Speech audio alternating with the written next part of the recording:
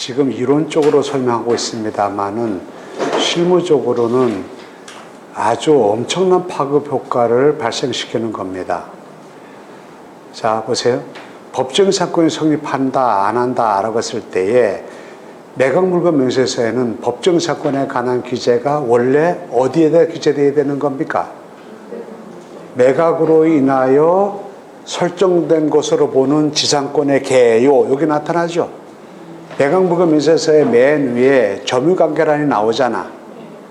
점유관계란이 나오고 그 밑에 자, 등기된 권리로서 매각으로 그 효력이 소멸되지 아니하는 것, 즉 인수되는 권리에 관한 것이 매각물건에서 기재되죠. 그 바로 밑에 매각으로 인하여 설정된 것으로 보는 지상권의 개요 이렇게 돼 있잖아. 그럼 거기다가 지상권 법정 매각으로 인하여 설정된 것으로 보는 지상권이라고 하는 말은 줄이면 뭡니까? 줄이면 법정 지상권이야. 법정 지상권의 개요, 계략적인 요지, 그게 거기 기재된단 말입니다.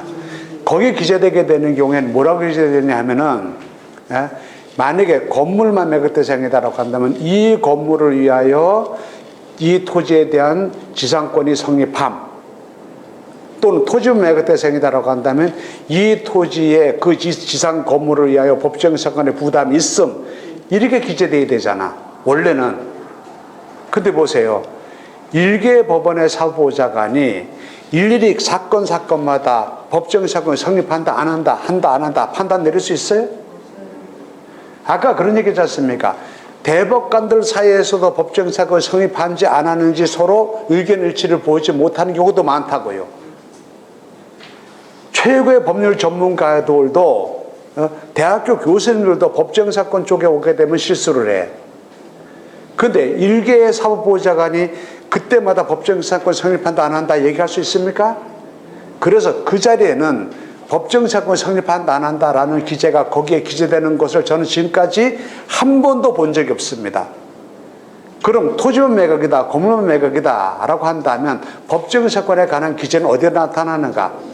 매각물건 명세서 맨 하단에 비고란에 뭐라고? 법정 사건 성립 여지 있음, 그렇게 기재된다는 얘기입니다. 법정 사건 성립 여지 있음, 이 말은 무슨 얘기입니까? 법정 사건 성립한다는 얘기입니까? 안 한다는 얘기입니까? 할 수도 있고 안 할 수도 있다 이런 얘기죠. 근데 자, 이거 보세요. 그러면 법정 사건이 성립한다 안 한다 이렇게 문제 됐을 때에 토지만 매각이다 또는 건물만 매각이다 이렇게 될 거 아닙니까? 그럼 보세요. 토지만 매각이다 라고 한다면 지상 건물을 위하여 법정 지상권이 성립할 수도 있고 법정 지상권이 성립하지 않을 수도 있겠죠. 그럼 보세요. 이게 만약에 토지가 이게 5억짜리다라고 합시다. 이게 만약에 5억짜리인데 지상 건물을 위하여 법정 지상권이 성립하지 않는다라고 한다면 이거는 정상적인 가격으로 5억 이렇게 볼 수 있겠지. 근데 이게 지상 건물을 위하여 법정 지상권이 성립한다라고 한다면 이건 정상적인 토지 가격으로 계산하면 안 되잖아. 그렇다라고 하더라도 여기서 감정평가사가 일일이 이게 법정 사건에 부담을 해서 얼마다라고 평가하기 곤란하잖아. 그래서 법정 사건이 여기서 자 성립할지 안 할지 모르니까 법정 사건 성립한다라고 한다면 30년간 쥐로나 받아먹는 존재의 토지죠. 그래서 이런 경우는 이거 감정평가 얼마로 해야 되는 겁니까? 1억, 2억 이렇게 해도 1억이나 2억 이렇게 한다 하더라도 이게 옳다라고 얘기할 수 없잖아. 근데 감정평가를 안 할 수가 없잖아요. 그러니까 감정평가할 때 어떻게 하는가? 이럴 때는요, 감정평가, 감정가, 이 토지의 감정가, 정상적인 감정가는 5억이다. 이 토지는 정상적인 토지가 아니라 나대지가 아니라 지상 건물이 존재하는 토지다. 그 지상 건물 소재 감안가격 해가지고 여기서 한 3억 5천 이렇게 해서 두 개의 금액을 감정평가해가지고 법원에다 감정평가서를 낸단 말입니다. 그럼 법원에서는 최저 매각가격은 감정평가를 참작하여 최저 매각가격을 정한다고 했었죠. 감정평가를 참작하여, 감정평가가 바로 최저 매각가격이 아니다 이 말입니다. 그러면 최저 매각가격이 제1의 매각기일의 최저 매각가격이 5억일 수도 있고 제1의 매각기일의 최저 매각가격이 감안가격으로 3억 5천일 수도 있겠죠. 감정가로 하는 경우에는 어떻게 되는 겁니까? 감정가로 한다라고 하면 한 번 유찰되게 되면 그 다음에 여기서 3억 5천이지. 한 번 더 유찰되게 되면 그 다음에 2억 4천5백이지. 이렇게 될 거 아닙니까? 70% 49% 이렇게 될 거 아닙니까? 그런데 이게 만약에 가만가격을 이거 최저 매각을 삼는다라고 하면 어떻게 됩니까? 한 번만 유찰되게 되면 요게 요 금액에서 2억 4천5백 이렇게 되는 거죠. 그러면 우리의 입장에서, 매수 희망자 입장에서는 최저 매각 가격이 감정가로 정해지는 것이 좋은 거야? 가만가격으로 정해지는 것이 좋은 거야? 가만가격으로 정해지는 것이 좋은 거지. 가만가격으로 정해졌다라고 하면 이미 나왔을 때 이미 30% 저감된 금액으로 나왔다 이 말입니다. 한 번만 유찰되게 이미 반토막이다 이 말이야. 이거는요, 서울이나 경기, 제주도 이런 쪽에는 이렇게 나옵니다. 대구, 경북 이런 쪽은 이렇게 나옵니다. 가만가격으로 최저 매각가격이 정해집니다. 각각 법마다 조금 다른데 적어도 대구, 경북은 이렇단 말입니다. 그러면 보세요. 지금 이게 법정 사건이 성립하는지 안 하는지 몰라. 자, 지금 그냥 감정평가액으로 최저 매각가격, 자, 감정평가는 정상적인 감정가 5억, 가만가격 3억 5천 이렇게 된 거야. 그럼 3억 5천원 됐다 하더라도 이렇게 해놓고 매각물건면서에 법정사건 성립 여지 있으면 이렇게 나오는 거지. 법정사건이 만약에 지상건물이 성립한다라고 한다면 이 땅은 뭐예요? 30년간 쥐르나 받아먹는 존재의 토지지. 내가 이 금액에 낙찰받을 수 있어요? 이 금액에 49% 되면 낙찰받을 수 있어? 나중에 돼가지고 이게 1억, 2억까지 떨어져도 이게 법정사건이 성립한다라고 한다면 또 성립할지 안 할지 모른다라고 못 들어가는 거지. 근데 나는 알고 있어. 나는 이 건물에 지상건물이 있다라고 하더라도 지상건물을 위한 법정사건이 성립하지 않는다는 건 알고 있어. 그럼 다른 사람 못 들어가는 거를 나는 해가지고 1억 5천, 2억, 1억이 떨어졌다 했을 때 다른 사람 못 들어가는 것도 나는 들어갈 수 있겠지. 이해가셨습니까? 네. 따라서 법정사건 성립 여지 있으면 이렇게 토지업 매각이다라고 한다면 하수도는 못 들어가. 아무리 떠줘도. 잘못하다 보면 법정사건 부담을 안는 토지를 취득하게 된다 이겁니다. 고수들만 들어갈 수 있단 말입니다.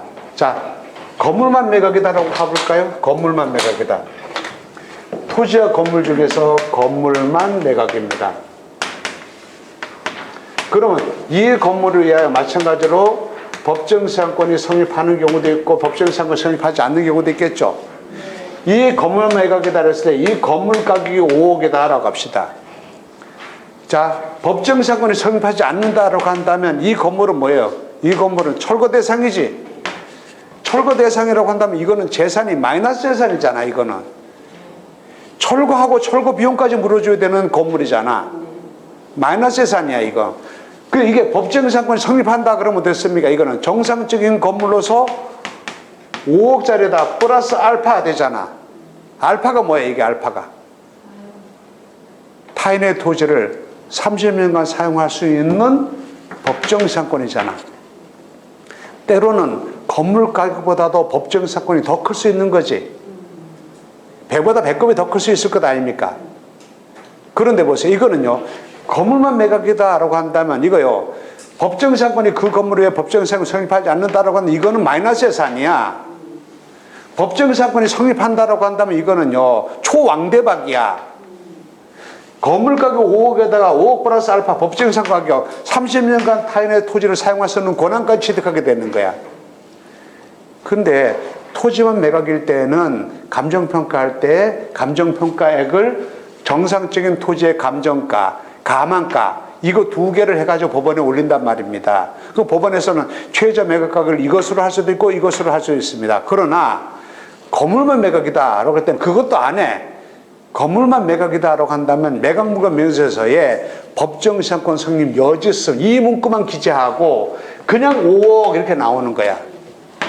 그냥 5억 나오면 이거 둘 중에 하나지. 마이너스 재산이거나 초왕대박이나 이런 거지.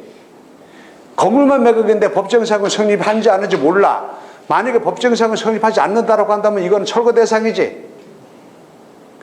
법정사건 성립하지 하는지 안 하는지 잘 몰라. 들어갈 수 있어? 5억짜리가 1억까지 떨어져서 들어갈 수 있어? 못 들어가. 1억까지 떨어져도. 근데 나는 이 건물을 위하여 법정상권 성립한다는 거 알아. 그럼 5억까지 떨어졌을 때 내가 5억짜리가 1억까지 떨어져서 내가 낙찰받을 수 있는 거지. 그 5억짜리 건물만 취득하는 게 아니잖아. 뭐까지 취득하는 거야? 이 건물의 부지를 사용할 수 있는 권한, 30년간 사용할 수 있는 권한, 법정상권까지 취득하는 거지.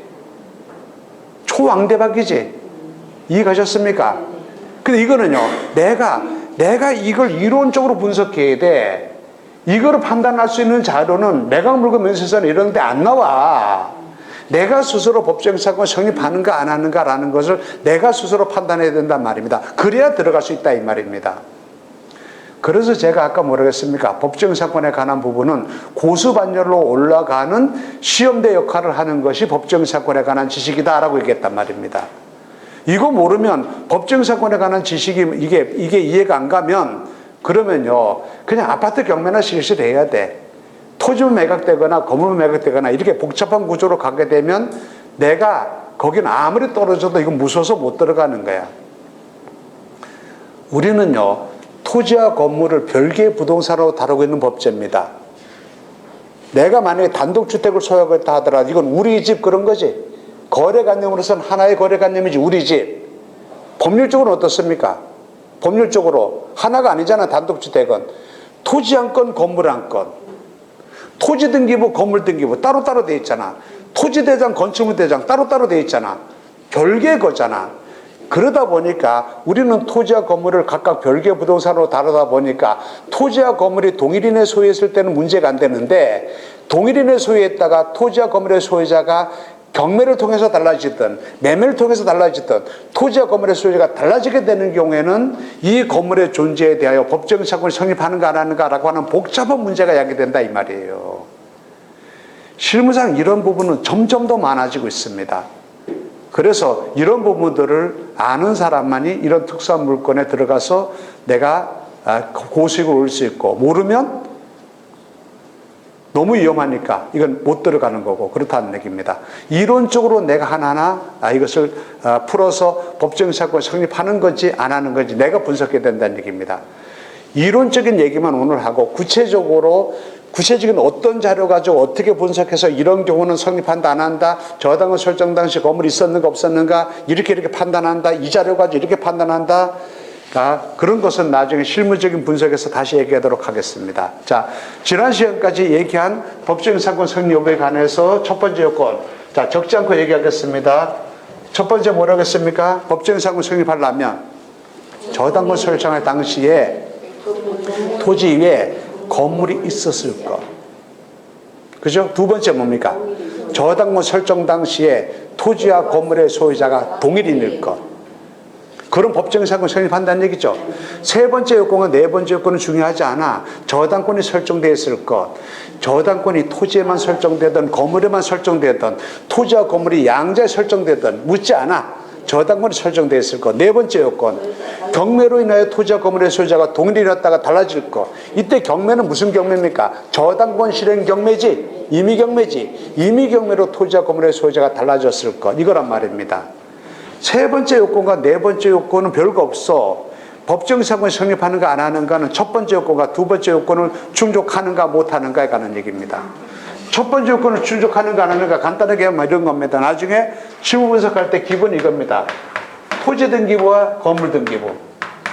등기된 건물이라고 한다면 이렇게 된단 말입니다.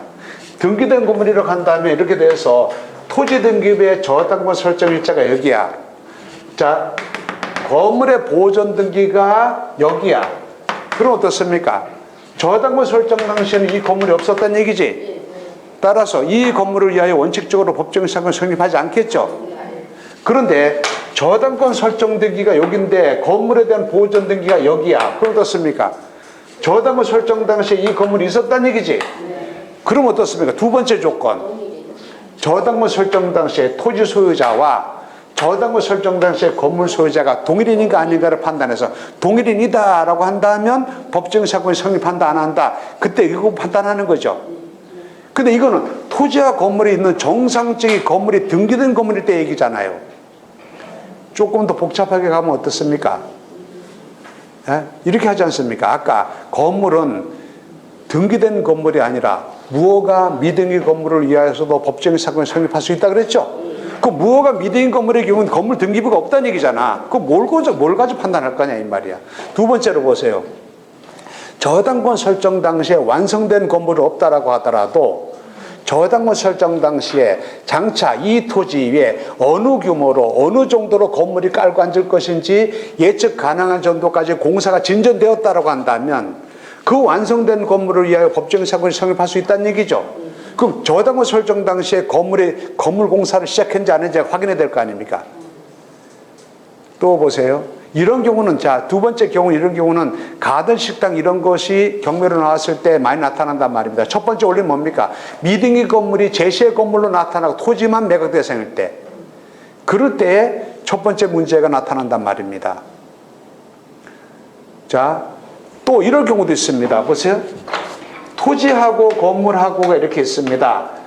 자, 토지와 건물이 이렇게 있는데 이것에 대하여 갑의 토지와 건물에서 이거 의뢰라는 사람이 저당권 설정했어.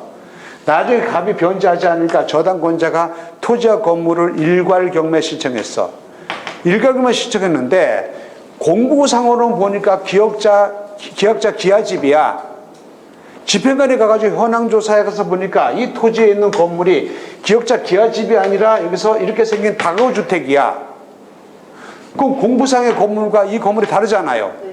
그렇습니까? 이 경매 신청은 공부상의 표시와 실제가 다르니까 이 경매 신청은 이거 각하해야 되겠지? 경매 신청을 받아주면 안 될 거 아닙니까? 그러면 이 경매를 신청한 의뢰 입장에서는 경매를 신청이 아예 안 받아지니까 지상 건물, 토지와 건물에 대한 경매 신청했다가 건물에 대한 경매 신청은 취하한다고 건물에 대한 경매 신청을 취하다 보면 토지만 경매로 나오는 거지. 토지만 경매로 나오게 되면 이 건물 이거 어떻게 되는 겁니까? 이거 제시외지? 제시외 건물이잖아. 제시외 건물 이런 경우는 저당권 설정한 당시에 이런 건물이 있었다라고 한다면 그럼 나중에 이 건물에 의해 법정의 사건이 성립하는 거 안 하는 거 문제될 거 아닙니까? 아까 제가 쉬는 시간에 이 안에 있었던 그런 것, 구건물의 존재를 얘기했지 않습니까? 이런 문제가 얘기될 거 아닙니까? 그래서 첫 번째, 저당권 설정 당시에 토지 위에 건물이 있었을 것이라는 거 관련해가지고 하나하나 판단해 봐야 된다는 얘기입니다. 저당권 설정 당시에 토지에 건물이 있었어야 되고, 반대로 저당권 설정 당시에 토지에 건물이 없었다고 한다면, 즉, 저당권 설정 이후에 비로소 건물이 건축됐다고 한다면 나중에 건축된 건물을 위하여서는 법정의 사건 성립하지 않는다 이 말이죠. 자, 저당권 설정 당시에 다시 정리합니다. 저당권 설정 당시에 토지에 건물이 있었다면 그 건물은 무허가 건물이거나 미등기 건물이거나 그러더라도 상관이 없습니다. 두 번째, 저당권 설정 당시에 완성된 건물이 없었다 하더라도 저당권 설정 당시에 장차 이 토지에 어느 정도 건물이 들어갈 것인지 예측 가능한 정도까지 공사가 진전되었다면 예컨대 골조공사 등이 진행되고 있었다고 한다면 장차 완성될 건물을 위하여서도 법정 사건의 성립을 판례는 인정하고 있습니다.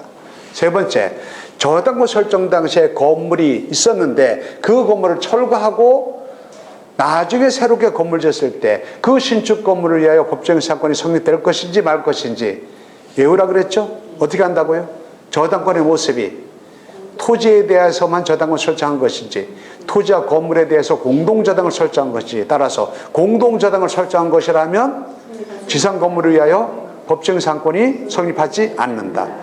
토지에 대해서만 설정된 것이라고 한다면 지상 건물을 위하여 법정 사건이 성립한다. 단 성립하긴 하는데 구후 건물을 표준으로 성립한다. 구후 건물을 표준으로 성립한다는 얘기는 구후 건물의 토지 사용권의 법위 내에서 신축 건물을 위한 토지 사용권이 인정된다 이 말이거든요. 나중에 구체적인 사례를 통해서 다시 한번 얘기하도록 하겠습니다. 두 번째 조건입니다. 법정 사건이 인정되려고 하게 되면 저당권 설정 당시에 토지에 건물이 있어야 되지. 저당권 설정 당시에 토지에 건물이 있었다고 한다면 두 번째 조건 뭡니까? 저당권 설정 당시에 토지와 건물의 소유자가 동일인이어야 돼. 동일인이 아니다라고 한다면 법정 사건은 성립하지 않는다 이겁니다. 왜 그러냐 하면은 이런 겁니다. 보세요. 저당권 설정 당시에 갑소유의 토지 위에 갑의 건물이 있었습니다. 을이 저당권 설정했습니다.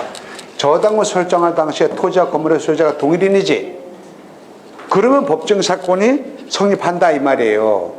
그런데 저당권 설정할 당시에 토지에 건물이 있었다라고 하더라도 동일인이 아니다라고 한다면 법정 사건은 성립할 여지가 없다 이겁니다. 왜 그러냐면 이런 거예요.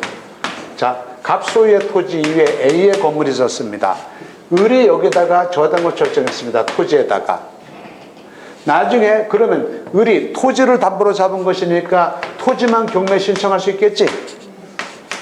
토지만 경매 신청해서 토지가 나중에 Y에게 낙찰되고 건물은 A 소유로 남을 것 아닙니까? 제시 건물로. 토지만 경매, 건물은 제시 외잖아. 그런데 아까 뭐라 했습니까? 저당권 설정 당시에 토지와 건물의 소유자가 동일인일 것 이렇게 얘기했지. 이거 동일인이 아니잖아. 동일인이 아닌 경우에는 저당권 설정 당시에 건물이 있었다라고 하더라도 이 건물을 위한 법정 사건은 인정되지 않는다 이 말입니다. 왜 인정되지 않느냐라고 하게 되면 이런 겁니다. 자, A가 갑의 토지에 건물 졌다라고 한다면 이건 둘 중에 하나겠죠. A가 갑의 토지를 사용할 수 있는 정당한 토지 사용권, 예컨대 지상권 등의 권리가 있는 경우하고 지상권 등의 권리가 있는 경우하고 이런 권한이 없는 경우하고 둘 중에 하나일 것 아닙니까? 만약에 A가 지상권을 설정해가지고 이 토지 위에 갑의 토지를 빌려서 건물 졌다라고 한다면 토지가 경매로 넘어간다라고 하더라도 토지는 매각원, 토지에 대한 저당권은 매각으로 소멸되지. 이 지상권은 어떻게 되는 겁니까? 토지에 대한 저당권보다 먼저 설정된 지상권이잖아. 따라서 이 지상권이 인수되는 거야, 낙찰자에게. 법정 지상권이 성립하는 것이 아니라 이미 성립한 지상권이 인수되는 효과가 생긴단 말입니다. 지상권이 인수되니까 토지의 낙찰자는 이 건물 청구 못하지. 이게 지상권이 살아있으니까. 인수되는 거니까. 그렇죠? 근데 만약에 A가 이 토지를 사용할 수 있는 이런 권한, 지상권 등의 권한이 없다라고 한다면 이 건물은 뭡니까? 이 건물은 타인의 토지 소유권을 침해하는 철거 대상의 건물이지. 그럼 낙찰자는 법정 사건의 문제가 이 건물을 철거 청구할 수 있잖아. 따라서 보세요. 저당권 설정 당시에 토지에 건물이 있다라고 하더라도 이미 동일인 소유가 아니라고 한다면 법정 사건은 성립할 여지 자체가 없는 거죠. 왜?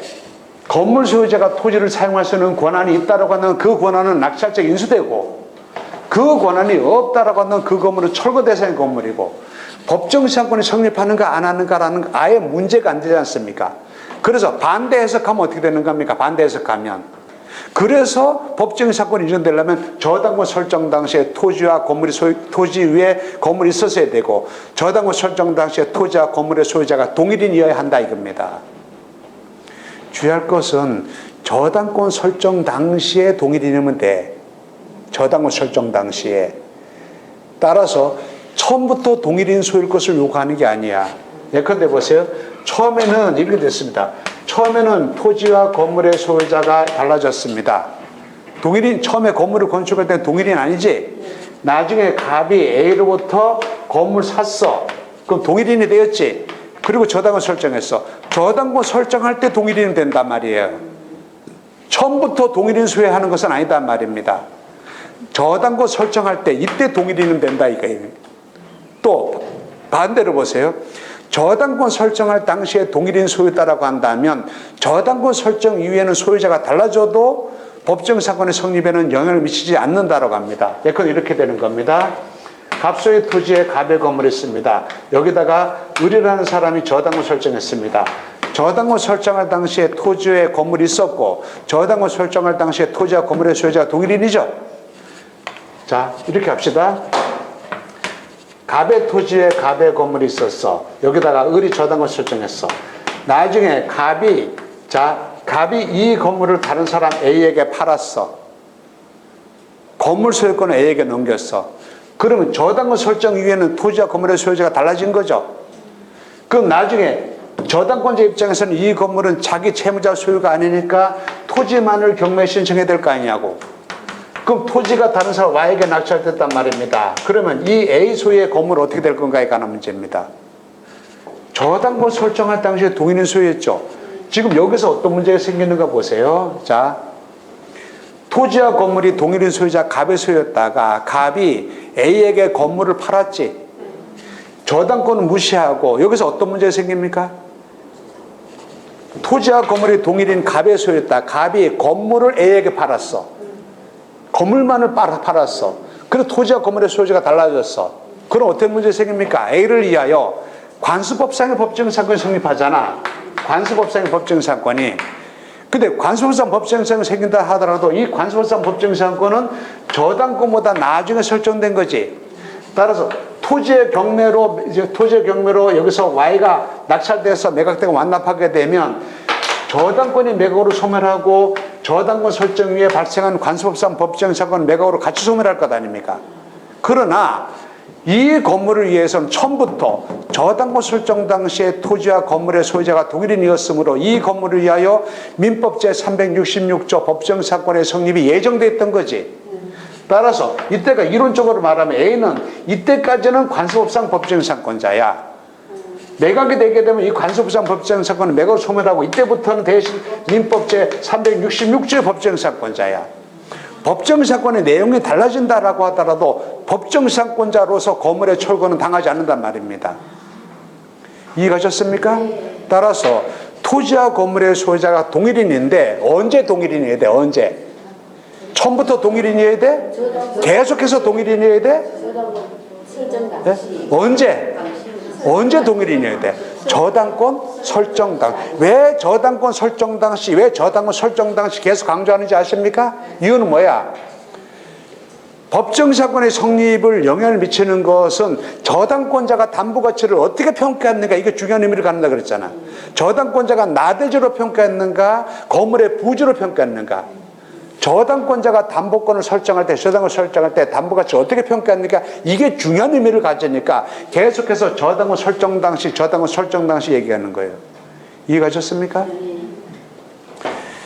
부동산 경매 교육 현장에서는 수많은 거짓 선지자들이 난무합니다. 날라리들이요. 예를 들어 볼까요? 어제 유치권에 가는 걸 공부했었죠. 어떤 사람이 그럽니다. 내가 유치권에 있어서 1인자라고 하면서 얘기를 합니다. 내가 어떤 아파트를 낙찰받았는데 여기 아파트에 고액의 유치권 신고한 사람이 있답니다. 그런데 내가 그 유치권을 박살냈다라고 하더라고요. 그런데 거기서 뭐라고 하냐면 내가 어느 TV라고 얘기 안 하겠습니다. 모 방송에서, 케이블 TV에서 나와가지고 유치권에 가는 것을 내가 해결했다라고 하면서 얘기를 합니다. 뭐라고 얘기하는지 아십니까? 유치권에 있어서는 점유가 본질 아닙니까? 점유를 해야 유치권자고 점유를 하지 않으면 유치권자가 아니잖아. 내가 이 사람이 점유를 하지 않고 있었다는 것을 입증하여 유치권을 박살냈습니다. 그러는 거야. 그래서 점유하지 않고 있다는 걸 입증하기 어떻게 했냐면 아파트가 있으면 아파트 문이 있죠? 문 여기에다가 자기만 알아볼 수 있는 것으로 명함 같은 걸 이렇게 꽂아놨답니다. 문을 열면 명함이 툭 떨어지게 꽂아놨습니다. 꽂아놔놓고 입찰에 참가하기 전에 가서 사진 하나 착 찍어놓고 내가 들어가서 낙찰 받아놓고 그 명함이 그 자리에 그대로 있다는 거 해가지고 사진 착 찍어놓고 나중에 대금 내고 난 다음에 착 찍어놓고 그 사이에 한 번도 명함이 떨어지기 없다는 것을 찍어놔놓고 나중에 돼가지고 낙찰 받아놓고 유치권자가 유치권을 주장하길래 너는 그동안 점유하고 있지 않았다. 따라서 너는 유치권자가 아니다. 해서 유치권을 박살냈다라고 하더라고요. 그러면서 그럽니다. 자, 여기서 잠깐 팁을 드립니다. 사진을 찍을 때에 디지털 카메라로 찍으면 디지털 카메라는 날짜 조작이 가능합니다. 따라서 증거 능력의 의심을 받을 수 있습니다. 확실한 증거 능력이 보장되지 않으니까 디지털 카메라, 날짜 조작이 가능한 디지털 카메라를 찍지 않고 필름 카메라로 찍으시기 바랍니다. 그리고 여기서 야, 디지털 카메라, 노, 필름 카메라, 예스가 따로 적는 거야. 근데 유치권을 박살냈습니다. 와! 하는 거야. 뭐 방송에서 이 맞는 거야? 틀린 거야? 유치권에 대해서 유치권은 유치한다는 말은 점유한다는 말이지. 점유하는 것은 내가 꼭 쥐고 있어야 점유야? 내가 이 집에 들어가 살고 있어야 점유야? 차를 주차장에다 파킹해 놓은 것도 사실상 지배하는 거지. 사실상 지배가 점유라 그랬잖아. 여러분이 여기 와서 강의 듣고 계셔도 여러분이 살고 있는 아파트 문 잠가놓고 와서 하고 있으면 사실상 지배하고 있는 거잖아. 점유하고 있는 거잖아. 저 바닷가에 있는 별장을 여러분이 그 잠가놓고 올해 한 번도 못 가보고 있어. 그래도 점유하고 있는 거지. 들어가 살고 있어야 점유하고 있는 거야? 여기서 점유하고 있지 않다는 것을 내가 이걸 입증해서 유치원을 박살냈습니다 그랬다고. 맞아 틀려 이거? 사기지 사기. 그것도 와 하고 박수 치더라고. 일반인들은 몰라. 그렇게 얘기하면 그런 줄 알아야지. 사실은 사기꾼이잖아. 거짓 선지자잖아. 제가 책을 다 쓰고 난 다음에 자 여기서 부동산 경매 이야기, 예? 이런 것을 하나 가시글 이런 거 책을 쓰려고 그래요. 경매 현장에서 벌어진 수많은 재밌는 얘기들 뭐 이런 것들. 아마 이런 걸 하게 되면 경매를 몰라도 아마 이거 사람들이 낄낄낄 하면서 많이 볼까. 예를 들면 뭐 공 하나 더 썼는 얘기들 뭐 이런 수많은 얘기가 있을 거 아닙니까? 거기에 거짓 선지자 시리즈 1, 2, 3, 4가 있습니다. 지금 1 얘기했지? 네. 2입니다. 2. 자, 어떤 사람이 그 방송에 있는 딴 강사입니다. 법정지상권에 가는 것을 해결한다라고 하면서 얘기를 하는 겁니다. 자, 여기를 딱 틀어가지고 사진을 보여줍니다. 옥션 사이트 들어가 사진을 보여줍니다. 사진을 딱 보니까 사진 자체로 봤을 때 적어도 3, 40년 된 오래된 건물이야. 토지만 매각이야. 자, 여러분 어떻습니까? 이 건물 보면 어떻습니까? 건물의 형태 사진만 보더라도 3, 40년 된 오래된 건물처럼 보이죠? 여기 네 그럽니다. 그렇죠, 그죠? 그렇다면 이 건물이 이렇게 3, 40년 된 오래된 건물이라고 한다면 그럼 그동안에 3, 40년 동안에 언젠가 한 번쯤은 토지와 건물의 소유자가 동일인 적은 없었겠습니까? 있었겠죠. 따라서 법정지상권 성립하는 것을 보고 맞아 틀려? 아니요. 언젠가 한 번쯤은 동일인 소유해야 된다 그랬어요? 아니야. 계속해서 동일인 소유한다 그랬어? 아니야. 언제? 저당권 설정 당시 그 시점에 동일인 소유인가 따져야 된단 말이야. 언젠가 한 번쯤 그런가 보다라고 해야 되잖아. 혹시 이 자리에서 이런 얘기 들으신 분 없으십니까? 내 땅에다 분묘를 누가 여기다 썼습니다. 분묘를 이거 구례 가라 이장에 가라 라고 했습니다. 안 합니다. 그럼 내가 분묘 구리 청구에 소를 제기해야 될 것 아닙니까? 소송 절차는 힘들잖아 이게. 간단하게 하는 방법이 있다라고 하면서 얘기를 합니다. 제가 모 대학에 세계 대학에 가가지고 그 소리를 들었습니다. 어떻게 한다는지 아십니까? 분묘에다가 여기다가 흑염소 갖다가 방목하면 된답니다. 분묘가 있는 산에다가. 그럼 내 산에 이분이 해가 분묘를 설치했어. 그럼 내가 거기다 흑염소 방목한다는 얘기입니다. 흑염소는 성질이 어떻습니까? 높은 데 자꾸 올라가지. 높은 데로 올라가고 높은 데 있으면 이렇게 뿔로 해가지고 발로 해가지고 까부시잖아 이렇게. 그 분묘를 훼손한다 이겁니다. 분묘를 훼손하니까 그러면 내가 그 분묘를 아예 더러워서 못 살겠다고 분묘를 이장에 간다 이겁니다. 그러듯 하지? 그래? 그렇다니까. 죽으려면 뭔 짓을 못해? 죽으려면 독사하고 키스를 못해? 하지. 내가 다른 사람의 분묘를 보세요. 내가 이 사람이 마음에 안 들었어. 내가 이 사람이 마음에 안 들어서 몽둥이로 한 대 때려가지고 다리 몽둥이를 부러뜨렸어. 이거 하고 내가 이 사람이 마음에 안 들었어. 내가 키우는 맹견이 있어. 물어. 그리고 내 맹견이가 확 물었어. 똑같은 거지. 네. 내가 다리 몽둥이 부러뜨린 거 하고 우리 개가 물은 거 똑같은 거잖아. 네. 내가 가가지고 무덤 파헤친 거 하고 내가 흑염소 방목한 거 똑같은 거잖아. 네. 이거요. 만약에 보세요. 만약에 우리 선생님이 만약에 내가 선생님 산에다가 내가 우리 아버지 분묘를 못 썼어. 무단으로. 분묘 이장에 가라 라고 했더니 내가 안 했어. 안 하니까 여기 해가지고 오라 자식 봐라 그러면서 내가 흑염소를 방목했어. 예? 그럼 내가 이장에 갈까? 아니요. 어디 갈까? 고소해요. 잡아넣겠지. 네. 돈 나온다는 말 알지? 잡아넣었어. 그럼 어떻게 됩니까? 분묘 발굴죄 등으로 처벌돼. 이거 형량이 무지 높아요 이거요. 절도죄 사기죄보다도 훨씬 높아. 조상의 분묘를 함부로 훼손하는 거는 우리 관습을 해야 하는 거잖아요. 이거는 집행유예도 안 붙이고 실형이야, 이거. 그럼 보세요. 여기 해가지고, 그럼 내가 고소 고발했어. 그럼 나한테 와가지고 합의보러 와야 되겠지. 내가 당신 아버지 분묘 이 산에다가 계속 하더라도 내가 분묘 없애라고 얘기 안 하겠습니다. 우리 합의 봅시다. 나 좀 꺼내주세요. 이렇게 할 거 아닙니까? 그래서 내가 됐거든. 너는 가가지고 네가 원하는 대로 너 가가지고 남의 조상 아버지 묘를 함부로 네가 해가지고 흑염소 갖다 방목에 다 훼손을 해? 너 가가지고 큰 집에 가가지고 너 고생 좀 하다 나와야 돼. 그럼 어떻게 합니까? 나중에 돼가지고 경찰 안 살려면 어떻게 됩니까? 나한테 와가지고 이 산 넣어줄 테니까 한번 봐주세요. 이렇게 될 거 아닙니까? 그럼 내가 산 받고 봐줄 수 있지, 그지? 내가 욕심을 좀 더 부리면 안 돼. 산 갖고 안 돼. 너 반성해야 돼. 그럼 어떻습니까? 산에다가 플러스 아파트까지 줄 테니까 이래 되겠지. 그러면서 방목하면 돼, 안 돼? 안 돼요. 어떻게 해요? 그런데 보세요. 이런 얘기가 흑염소 방목하면 된다는 얘기 여러분도 아마 들었을지도 몰라, 어디서. 근데 이건 어느 누군가가 잘못된 얘기를 어디 가서 전파하니까 그게 퍼지고 해서 이게 비극처럼 돌아다니는 거 아니냐고요. 부동산 경매 교육 현장에서는 수많은 거짓 선지자들이 난무해요. 지금 3가지 얘기했지? 또 하나 있어. 4가지 있다 그랬죠? 이거는 나중에 지분물권의 분석에서 나중에 수익성 대책 관련해가지고 또 이거 그 사람 말 믿고 들으면 그 사람한테 배운 사람은 영창 딱 가기 딱 십상이야. 그런 거짓 선지자도 있어. 부동산 경매 교육 현장에서는 수많은 거짓 선지자들이 난무한단 말입니다. 그래서 정확한 지식이 전제되지 않으면 오히려 위험에 처할 수 있다는 얘기입니다. 법정사건에 관한 부분은 그 중에 일부다라는 얘기입니다. 그러나 아까 법정사건에 관해서 아까 대원칙이 뭐라고 했습니까? 법정사건 성립하는 거 안 하는가?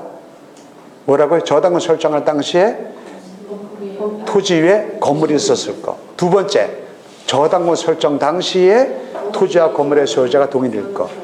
계속해서 동일인이 한다고요? 언젠가 한 번쯤은 동일임 소유된다고요? 아니야. 언제? 저당권 설정 당시에 동일인 소유인가? 이거 따진단 말입니다. 그럼 구체적으로 이런 걸 어떤 자료로 가지고 따질 거냐, 판단할 거냐 이 말입니다. 어떤 자료로? 기본이 등기부야. 등기부가 없는 경우는 어떻게 할 건가? 구체적인 자료, 어떤 자료를 보고 어떻게 분석해 나갈 건가? 이거는 실무적인 분석으로 가야 되죠. 그래야만이 나중에 토지의 매각이다, 건물의 매각이다라고 했을 때 확실하게 확신을 갖고 이렇구나 저렇구나라고 판단하고 들어갈 수 있는 거죠. 모르면요. 확실하게 모르면 못 들어가는 거지. 어떻게 해야 돼요? 확실하게 모르면? 오빠한테 물어보죠. 물어본다라고 하더라도 이거 물어보려고 하게 되면 뭘 물어봐야 되는지까지는 배워야 되잖아. 뭘 물어봐야 되는지 모르는데 어떻게 물어봐. 또 뭘 물어봐야 된다는 거를 이렇게 물어봤을 때 내가 이건 이런 거야 이건 저런 거야 라고 얘기했어. 그럼 그 물어봤을 때 그 말이 무슨 얘기인지 대충 알아들어야 들어갈 거 아니냐고.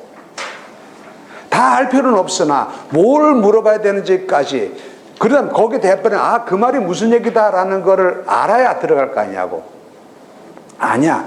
그렇게 하지 않아도 들어갈 수 있는 경우가 있어요. 여러분들이 복구력을 갖추고 있으면 몰라도 들어갈 수 있어.